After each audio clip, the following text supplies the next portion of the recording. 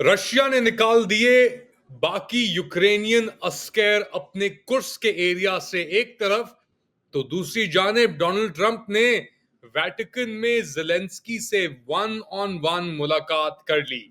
Late Ali show you के इस episode में आप सबको खुशामदीद। Do like, subscribe and share this content. बात शुरू करते हैं डोनाल्ड ट्रंप और ज़ेलेंस्की जी, इन दोनों की मुलाकात हुई थी कुछ हफ्ते पहले, महीने से ऊपर हो गया, और बड़ी धुआंधार मुलाकात थी। ज़ेलेंस्की को कहा कि आप व्हाइट हाउस से निकल के चले जाएं। जेडी वैंस, ट्रंप और इनके दरमियान मुंह मारी भी हुई। ये कहा कि आपने मेहमान नवाजी नहीं सही तरीके से निभाई एक तरफ से, दूसरी तरफ से कहा कि ऐसे मेहमान आए तो फिर ना ही आए तो बेहतर है। लेकिन अब ब्रिटानिया और कियर स्टारमर, उनके वजीर आजम, और फ्रांसी सदर इमानुएल मैक्रोन की मुदाखलत के बाद और थोड़ी असिस्टेंस के बाद डोनाल्ड ट्रंप और ज़ेलेंस्की की एक बार फिर मुलाकात हुई। लेकिन जो उस वक्त एक सर्कस लगा हुआ था तकरीबन 1 घंटे तक ओवल ऑफिस के अंदर, वो नहीं था। ये तस्वीरें आप देख रहे हैं वेटिकन से, जहां पे पोप फ्रांसिस के इंतकाल के ऊपर ट्रंप भी मौजूद थे, ज़ेलेंस्की भी मौजूद थे, दीगर और दुनिया के लीडर मौजूद थे, और ट्रंप और ज़ेलेंस्की की वन ऑन वन मीटिंग हुई। कुछ ही दिन पहले डोनाल्ड ट्रंप के जो वजीर खारजा हैं मार्को रूबियो, उन्होंने कहा था कि अगर रशिया और यूक्रेन के दरमियान मुआहिदा नहीं हुआ, अमन मुआहिदा, तो अमेरिका वॉकआउट कर जाएगा, यानी चला जाएगा उस पूरे मरहले को छोड़ के उन्हीं के ऊपर। कुछ दिन कबल रशिया ने कि यूक्रेन के अंदर एक बहुत बुरे तरीके से अटैक्स किए, कीव से लेके हर जगह के ऊपर, उसके अंदर ही बड़े लोग जान बहक हुए। मगर अब ट्रंप और ज़ेलेंस्की ने मुलाकात की है, और ट्रंप ने कहा है कि मुझे नहीं लगता कि पुतिन जो है वो जंग खत्म करना चाहता है। अब एक दिन कबल उन्होंने कहा था कि जी लग रहा है कि डील बहुत करीब आ रही है, मगर ज़ेलेंस्की से मुलाकात करने के बाद उन्होंने कहा कि नहीं लगता कि अभी एक डील रीच हो सकती है रशिया के साथ, क्योंकि रशिया अपने आप को देख रहा है, उसका जो पल्ला है वो भारी है। तो मुझे नहीं लगता कि पुतिन सिविलियन एरियाज के अंदर मिसाइल्स क्यों मार रहा है पिछले कुछ दिनों से, और ये भी नहीं लगता कि वो जंग को रोकना चाहता है। हमें वो शायद उनके ऊपर, पुतिन और रशिया के ऊपर, एक और मरहला सैंक्शंस का और टैरिफ्स का शायद लगाना पड़े, ये कह रहे हैं डोनाल्ड ट्रंप।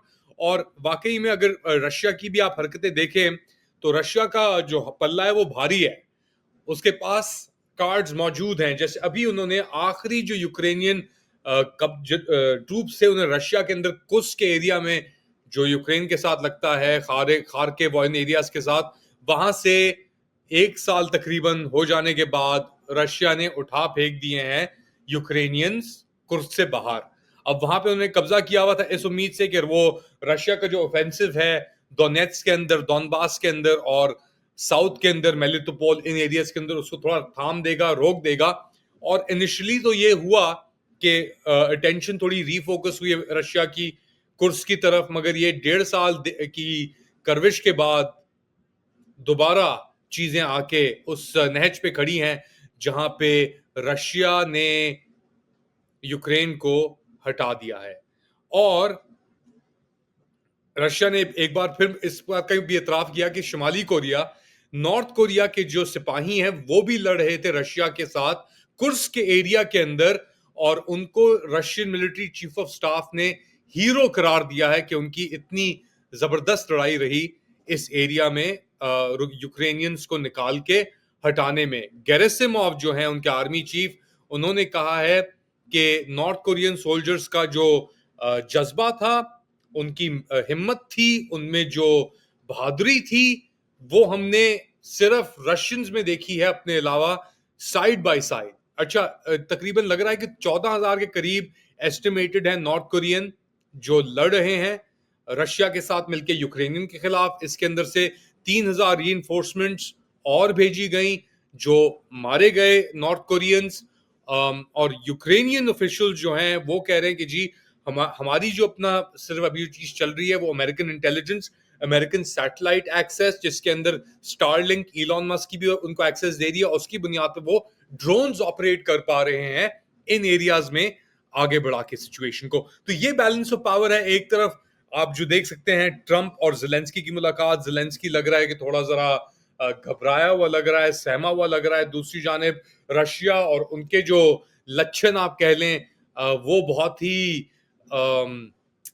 हिम्मतदार लग रहे हैं, उनके अंदर जज्बा भी मौजूद है और वो जीत भी रहे हैं इस सिचुएशन के अंदर। एटलीस्ट बज़ाहिर तौर के वो लग रहा है रशिया जीत रहा है, मगर इतना आसान नहीं है जीतना, जिस तरह आप जानते हैं। बहुत सारे फैक्टर्स हैं इसके अंदर, कैलकुलेशंस बहुत सारी हैं। रशिया भी ऑब्वियसली 2 साल से ऊपर हो गए हैं जंग लड़ते हुए उन्हें, तो एक एग्जॉस्शन फैक्टर भी आता है। अब यूक्रेन के अंदर भी वो एग्जॉस्शन फैक्टर मौजूद है, मगर यूक्रेन ने फिलहाल, क्योंकि इतना पैसा लगा हुआ है अंदर, अमेरिका का भी, ट्रम्प को एटलीस्ट उन्होंने कहा है कि यार आप प्लीज हल्का हाथ रखें। और ये ट्रम्प ज़ेलेंस्की की मीटिंग भी जो हुई है ये इसीलिए इंपॉर्टेंट थी।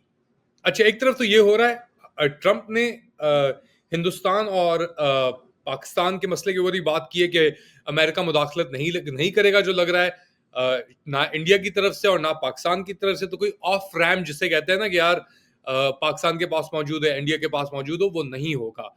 साथ साथ ट्रंप की हुकूमत और काश पटेल जो उनके एफबीआई के डायरेक्टर हैं, वो मदद कर रहे हैं।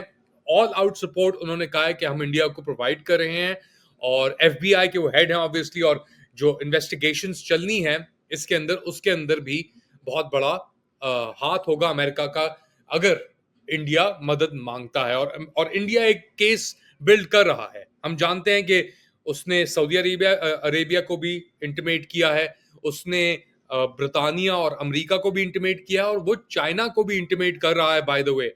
इसीलिए शायद यूएन सिक्योरिटी काउंसिल की रेजोल्यूशन हुई, उसके अंदर चाइना ने और पाकिस्तान ने दोनों ने कंडेम किया पहलगाम के वाकयात को, लेकिन लैंग्वेज को थोड़ा उन्होंने मोहतात रखा। अब इंडिया बहुत ही मोहतात तरीके से चल रहा है, उसकी भी अपनी कैलकुलेशंस हैं। वो नहीं चाहता कि किसी भी तरीके से वो या पाकिस्तान को या चाइना को एक हेड्स अप दे या ऐसा कोई मौका दे जिसके अंदर उनको रीग्रुप करने की गुंजाइश उनके पास हो। तो डिप्लोमेटिकली इंडिया ऑफेंसिव के ऊपर है। वो ऑब्वियसली चाहेगा कि जितना मैक्सिमम प्रेशर एक्सर्ट हो सके पाकिस्तान के ऊपर, धमकियों के साथ, तड़लों के साथ। साथ साथ इंडियन जो सोशल मीडिया एक्टिविटी है उसके अंदर भी लोग बिल्कुल पागल हुए हैं। ट्वीट्स आपको ऐसी ऐसी लोग कर रहे हैं, जैसे अभिजीत अय्यर मित्रा हैं, वो टारगेट कर रहे हैं।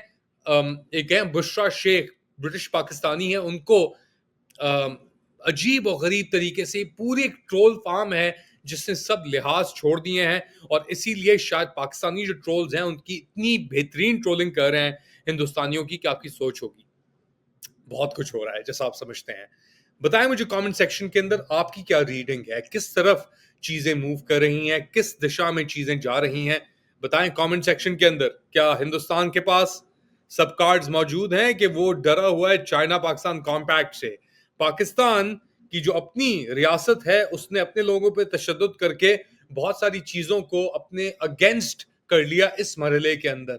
तो उनका क्या माइंडसेट है। वो अभी एक नया गाना भी, उन्होंने सॉन्ग भी रिलीज किया है, मगर उसकी अगर आप परफॉर्मेंस देखें DGISPR के अकाउंट के ऊपर, तो है तो उनके मिलियंस के अंदर फॉलोअर्स, और देखा है मेरे ख्याल से 25 या 26 हजार लोगों ने ये नया गाना मोटिवेशनल करने के लिए। अब गानों के ऊपर तो जंगें नहीं जीती जाती, आप जानते हैं जिस तरीके से सोशल मीडिया का दौर है, और झूठ को आप जितना सच करने की कोशिश कर लें वो नहीं होके देता।